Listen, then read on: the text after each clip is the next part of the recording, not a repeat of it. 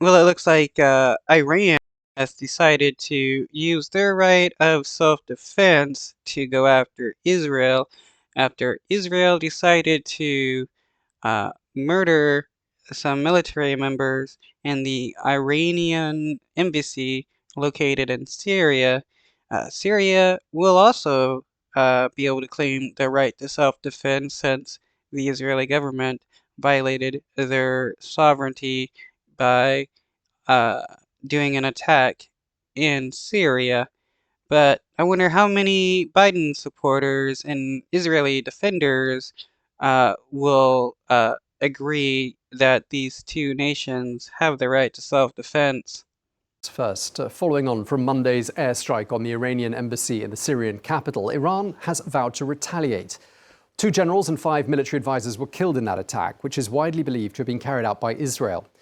Well, these events threaten to further inflame tensions in the region, and with this in mind, the Israeli military has cancelled leave for all combat units. Well, one former Israeli intelligence chief says that Tehran might choose this Friday to carry out some sort of a revenge attack for what happened in Damascus. France 24's Emerald Maxwell tells us more. The bodies of 7 members of the Iranian Revolutionary Guards carried by crowds of mourners after arriving in Tehran from Damascus, where they were killed in a presumed Israeli airstrike on an Iranian consulate. Earlier, the Syrian regime paid tribute to the 16 victims, which included 2 Iranian brigadier generals and 2 civilians. Well, yeah, the Israeli government doesn't care if you're a civilian or not, if they're going to kill you. They don't care if you're no part of anything whatsoever. The Israeli government doesn't care. You're going to get murdered by the Israeli government. Uh, Iran and Syria, they have a legit right to self-defense against the Israeli government and the murder of their citizens. The attack is one of the most significant yet on Iranian interests since October 7th, and comes as Israel accelerates its campaign against Iran and the armed groups it backs. Iranian state media said the Guards' funeral will take place on Friday, when Iranians also plan to march in support of Palestinians and against Israel.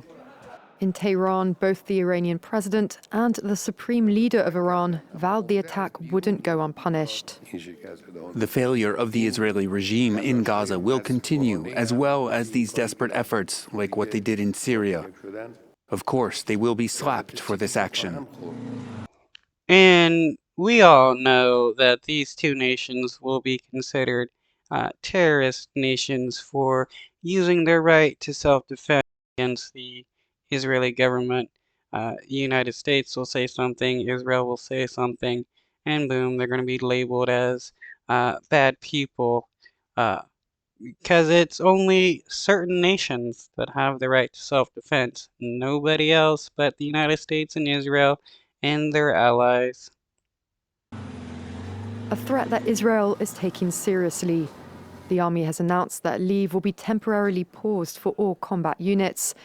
It has also bolstered its air defense array, called up reservists, and expanded GPS jamming in an apparent effort to ward off guided missiles. Till now, Iran has avoided carrying out a direct attack on Israeli soil.